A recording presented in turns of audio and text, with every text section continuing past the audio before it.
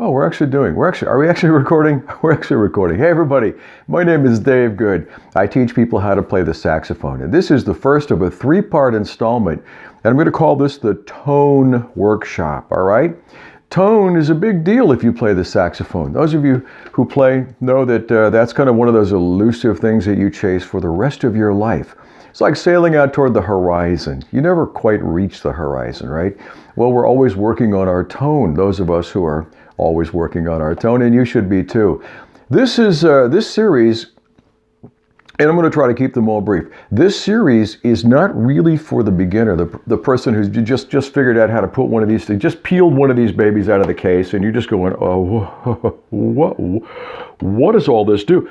No, this is for those of you who've been playing for a while. Let's say intermediate and advanced level, but your tone just isn't quite where you want it, right? You've tried a lot of things. You've probably bought 15 different mouthpieces.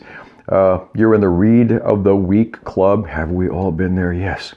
But you just haven't quite got that tone yet, okay?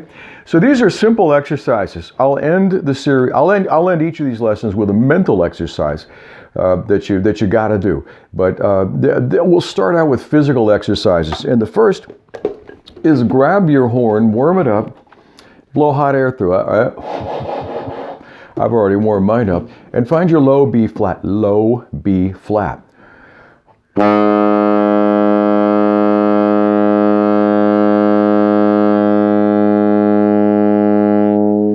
Give that a good honk. Now, if you cannot make low B flat, shame on you. Let's get that going. If low B flat eludes you, get your horn to a check and make sure it's not leaking somewhere upstairs, up near the top of the horn. Make sure it's you, and if it is you, then you got to work on that low B flat. It comes free with the price of your horn, every horn. The range of the old horns like mine is low B flat to F, modern horns low B flat to F sharp. Now we're going to work out of this book. I love this book. Top Tones for the Saxophone, Sigurd Rascher. Wrote this thing so long ago that I think it might be out of print. And in that case, it might even be in public domain. Don't know. But we're going to work on an overtone exercise that's going to put you in the front of just absolutely move you up to the front of the line if you do this every day for the next rest of your life. How about that? So we'll start at low B flat. You're going to finger low B flat. Yeah, you got everything closed, right?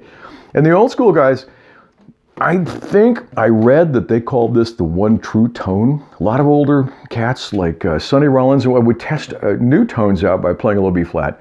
Because, everything is closed. Tone's got to go all the way from the buzzer all the way through and out the big hole here, the trumpet-like opening. And the whole horn vibrates. You should feel the pearls vibrating as you blow this low B flat, right?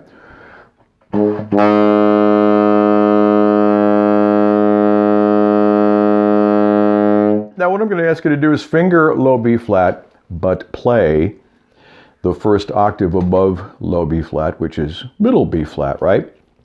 If we were to call in the overtone series low B flat the fundamental, right, the lowest tone there is, then the first partial overtone would be that octave, right? Oops, that's what's going to happen to you too. So let's be careful.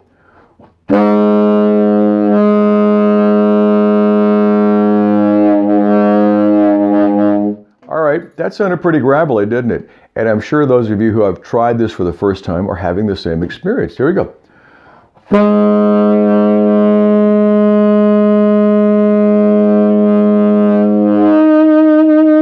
That is the second partial that I slipped up into. That would be an F. And we're still fingering low B flat.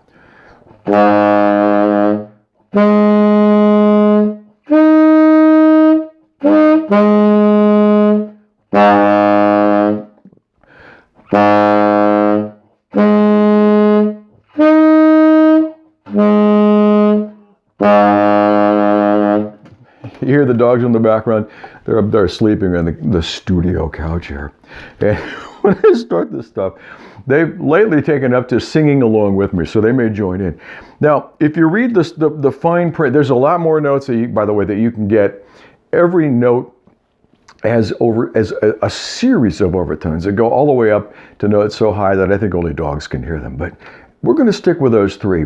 And if you read the fine print in Sigurd's book, or Mr. Rascher's book, he says to sing the notes. Don't do anything until you can sing those notes. Play those notes and sing them. So how do you sing a low B flat? Let me see.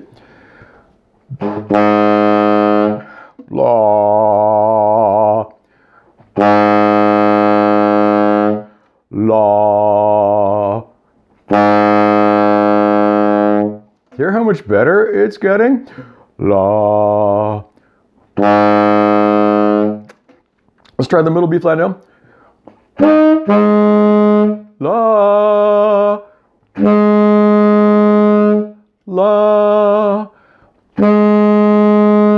la. Let's go for that F now. Still fingering low B flat, baby. Okay, here we go. La, la, la.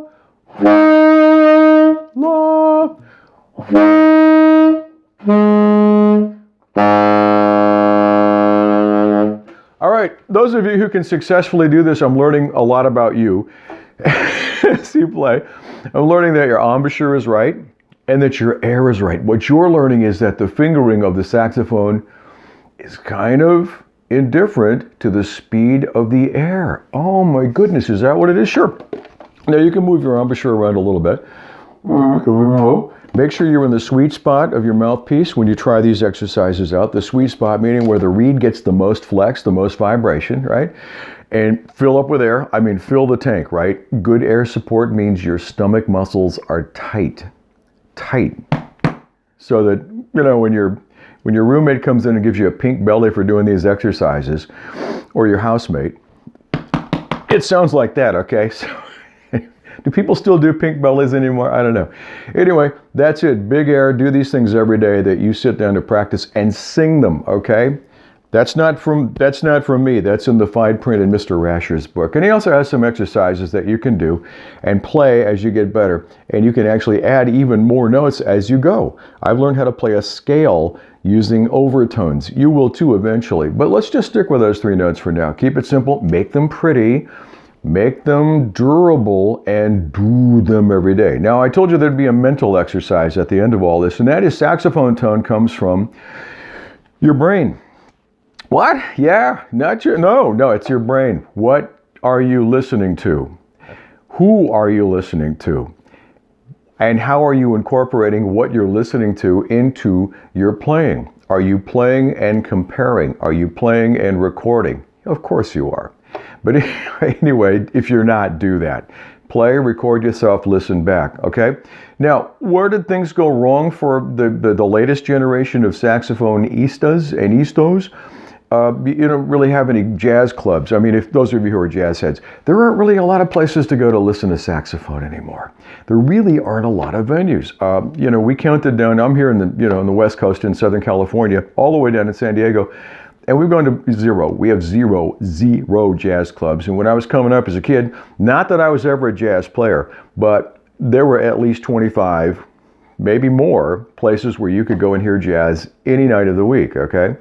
And I mean all the instruments, right? I mean, flute, guitar, all of it. But the main point for me was being able to go hear a live saxophone in a room. Right? I'm not something I've downloaded from YouTube that I'm listening to on my headphones.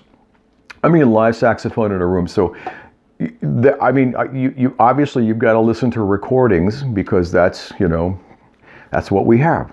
Thank God we have them, but that's not enough. You got to get out and you got to listen to some pros blow horn in a room and interact with other musicians. Okay? Hey, that's it for today. That's lesson number. Which one is this? This is lesson number 2. I lose track of myself this early in the morning. It's Saturday morning here in Southern California. We're having a second summer. I know. This is Black Friday was yesterday. Thanksgiving before that. Hope you all had a great holiday. I will check you later. I'll see you on lesson number 3. And you will love that exercise. But do this one every day for 6 days. You won't know, your tone will change radically. Well, maybe not radically, but you'll noticeably have different tone by the end of a week, okay? Get back to me with any questions. If you have any comments, leave them below. Bang on that subscribe button if you haven't subscribed already. You can reach out to me at davegoodsax@gmail.com. davegoodsax@gmail.com. I hope to catch you again next time, and thank you all so much for being here.